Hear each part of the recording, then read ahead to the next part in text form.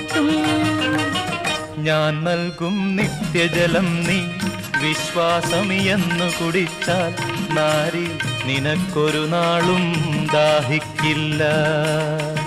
നാരി നിനക്കൊരു നാളും ദാഹിക്കില്ല. ആ ദിവ്യജലം നാഥ നൽകേണമെനിക്കൊരു പാത്രം.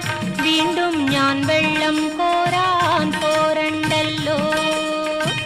വീണ്ടും ഞാൻ വെള്ളം കോരാൻ പോരണ്ടല്ലോ.